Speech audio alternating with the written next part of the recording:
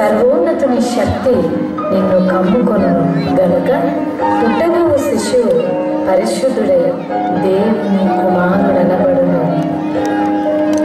ప్రభు దాసురాలు, నీ మాట చెప్పున నాకు జరుగును గాక.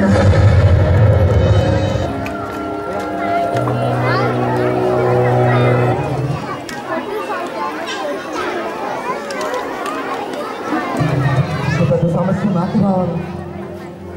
వివాహం కాకుండా మరో గర్భవతి ఏం చేయాలి? నేను ఏం చేయాలి? ఏం చేయాలి అర్థం అవట్లేదు. తలుచుకుంటాను, తన పగిలిపోతాను. ఏం చేయాలి? ఏసేపు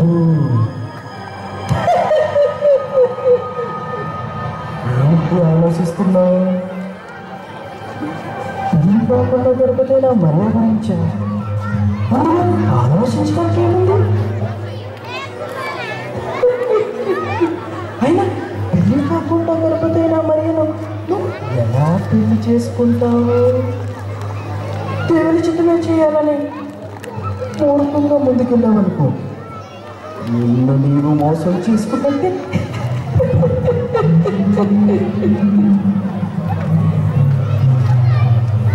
ఆ మరియను పెళ్లి చేసుకుంటే లోకాన్ని ఏమంటుంది? పరిశుద్ధుడివి కదా, నీతిమంతుడివి కదా. ఏంటిని పోయిపోయా మరియను పెళ్లి చేసుకుంటున్నా?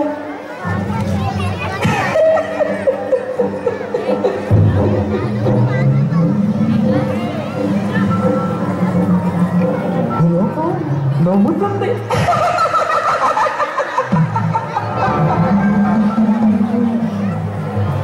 ఏమైనా చేస్తారు.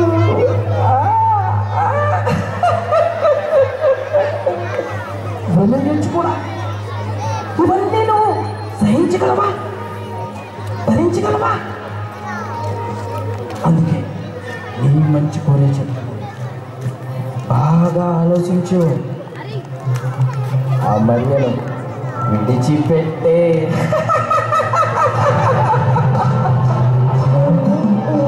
వదిలే. ఆ మరియను విడిచిపెట్టే. యేసేపు ఆ మరియను వదిలే.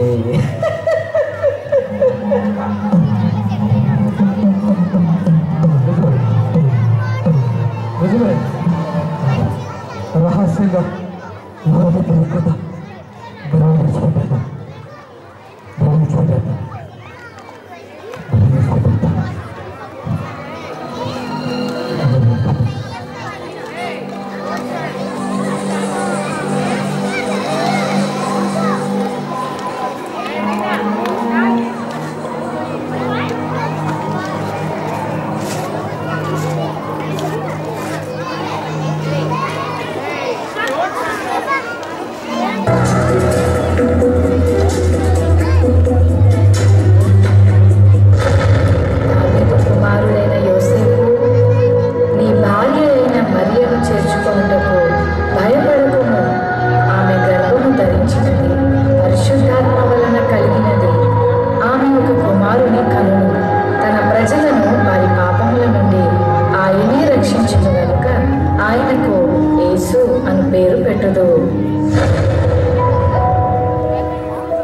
యోసేపు నిద్రమానుకుని ప్రభువు దూత తనకు ఆజ్ఞాపించిన ప్రకారం చేసి తన భార్యను చేర్చుకున్నాడు.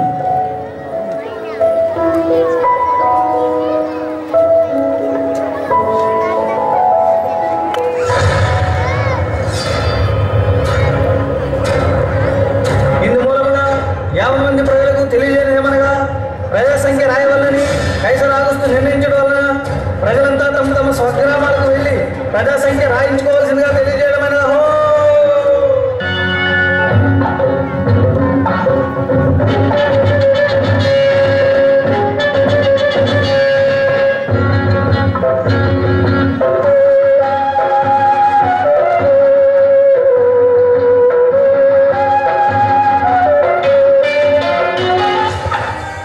అమ్మా, నా భార్యని ఎందుకు చేయగలరా?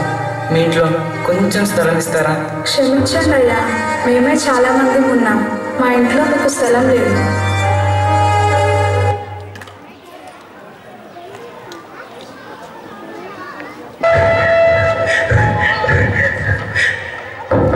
ఏమండి? అయ్యా, నా భార్య నిండు చూడాలి. మీ ఇంట్లో కొంచెం చోటుంటే ఇస్తారా? వెళ్ళవయ్యా, అటు వెళ్ళు. ఈ రాత్రి పూట ఎవడవయ్యా నువ్వు? నీ నస పోటు. అయినా బుద్ధి లేకుండా ఈ పరిస్థితిలో ఎవడయ్యా నీ భార్యని తీసుకురమ్మన్నాడు?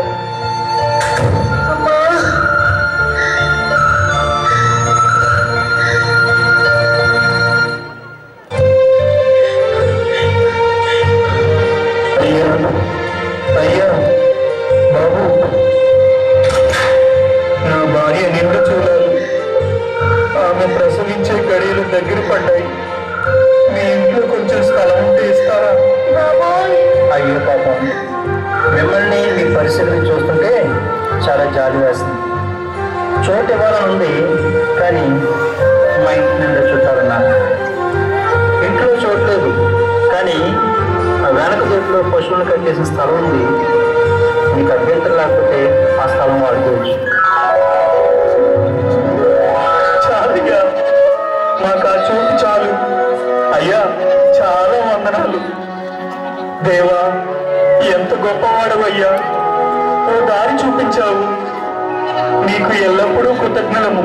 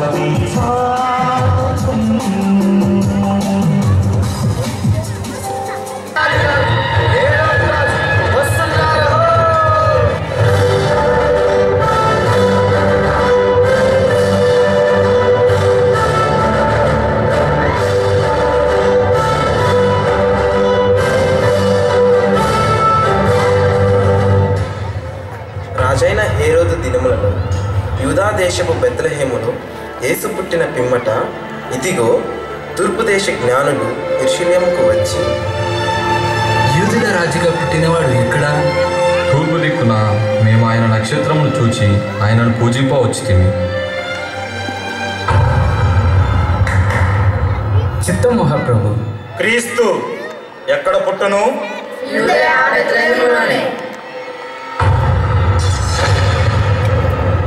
సరే, మీరు వెళ్ళి ఆ శిశువు విషయమై జాగ్రత్తగా తెలుసుకొనగానే నేను వచ్చి ఆయనను పూజించినట్లు నాకు వర్తమానము తండి.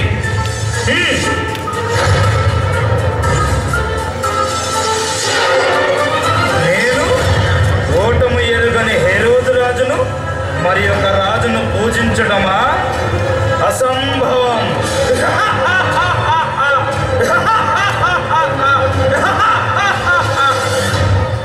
ఆ దేశంలో కొందరు గొర్రెల కాపరులు పొలంలో ఉండి రాత్రి వేళ తమ మందను కాచుకొని చుండగా, ఈసారి సరిపోతుందిరా, ఈసారికి గొర్రెల చేత ఏట్రా మళ్ళీ ఈరేసా? ఏం చెప్పండిరా మళ్ళేసా, ఈసారికి మనల్ని కలుసుకోవడం పెద్ద బాధగా ఉంటే గొర్రెలు కూడా కాయాలేంట్రా? భయపడకుడి, ఇదిగో ప్రజలందరికీ కలుగబో మహా సంతోషకరమైన సువర్తమానము నేను మీకు తెలియజేయుచున్నాను. దావీదు పట్టణమందు నేడు రక్షకుడు మీ కొరకు పుట్టి ఉన్నాడు. ఈయన ప్రభువైన క్రీస్తు. దానికిదే మీ కానవాడు. ఒక శిశువు పొత్తి గుడ్డలతో చుట్టబడి ఒక తొట్టిలో పండుకొని ఉండుట మీరు చూచెదరు.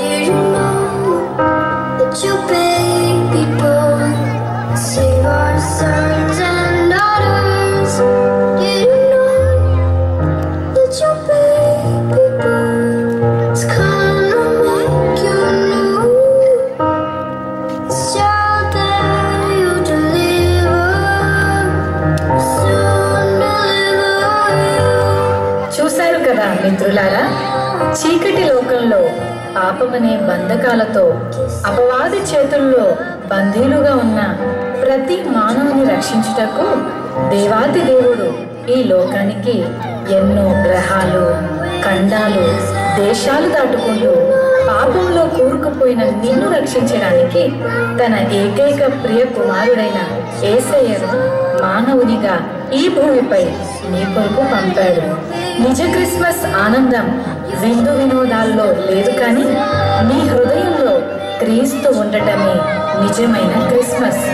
ఈ నిజ క్రిస్మస్ ఆనందం నీవు కూడా పొందుకోవాలనే ఈ మా చిన్ని ప్రయత్నం.